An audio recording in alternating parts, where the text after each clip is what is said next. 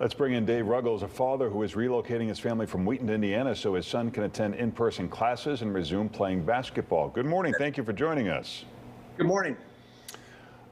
Some people in your situation might be concerned about their son getting sick or spreading disease to other people. Do you have that concern? You know what? I mean, it's always a concern, but you're also got to acknowledge that kids are out living their lives right now. They're not quarantining. And so the premise that opening up the schools is going to change the level of infection, I think, is wrong because it doesn't acknowledge that people are already out interacting. They're in Wisconsin, they're in Indiana playing sports, they're hanging out with their friends. It's just not the reality on the ground. So some of these positivity rates in Indiana are very high, also Wisconsin, which you mentioned. Is your thinking that they're doing things right by leaving things open in Indiana, or do you just not believe the numbers are correct there? What are your thoughts? Well, I think in Indiana, they start with the premise that the kids need to be in school and playing sports, and then they work backwards from there. In Illinois, I think that it's the opposite. And I just don't understand how we can advocate for the people who are supposed to advocate for the kids are failing so miserably. I mean, they have to be in school. You look at the inner city situation, and I saw you had Janice Jackson on earlier. These kids aren't getting fed. They're not logging on. They're not getting to be around mentors and coaches. They're on the streets. It's a complete and utter failure, especially for the poorest among us. And in Indiana, it's just a different approach. I mean, they get a case, they quarantine certain people, and they move forward. And that's exactly the right approach. The reality is kids don't get sick from this.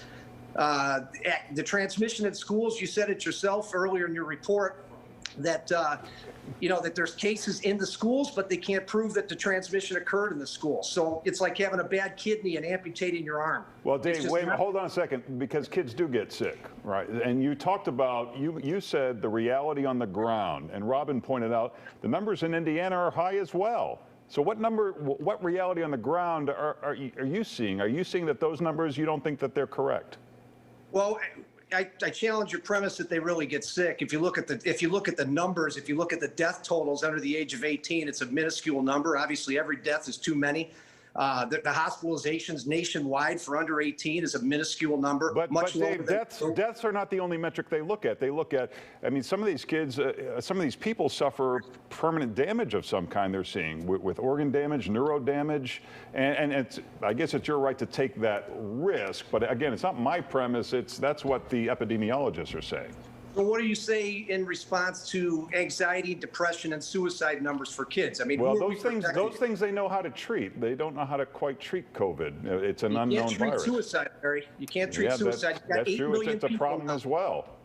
8 million people now in poverty because of the shutdowns that weren't in poverty before. Do you know what the death totals are for poverty? It's much worse. So, I mean, listen, as it said, the cure can't be worse than the disease itself. We can't sacrifice the youngest generation in our country to protect a small subset of our society that honestly, if you ask them, would probably tell you that they would rather that the kids live their lives and they will watch from afar. I mean, these are my parents, that age category. I don't know if anybody's ever asked them or taken a poll. Should we ruin the kids to potentially save a few lives at the older generation? And I think they would probably say no. Dave, let me ask you, I know that you're a big basketball family. Is this motivated by basketball and possible college scholarships for your sons, or is this motivated for education?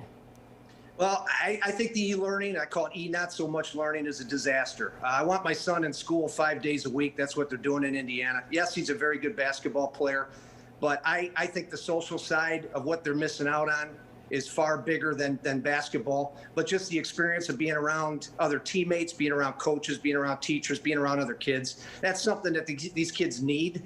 They require it, and they're not getting it here. And I don't have any faith that they're going to turn the corner here. And I don't see the people whose job it is to advocate for the kids doing so. I think they've been a catastrophic failure in this state right from the top.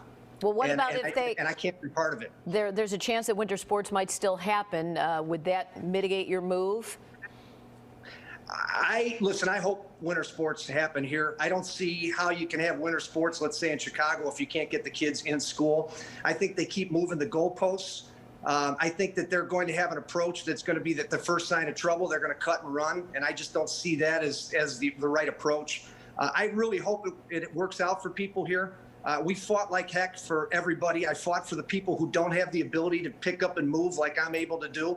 But the reality is we came up short. There's just too many layers of incompetent cowardice in this state.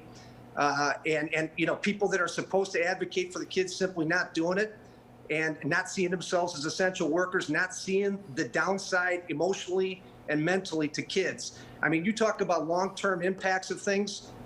The long-term impact of destroying the mental side of our youth is far greater, in my opinion, and far more egregious than the death count. That's just how I see it. Dave, we appreciate you joining us this morning. Thanks, Dave. Thank you for the opportunity. All right, take care. Check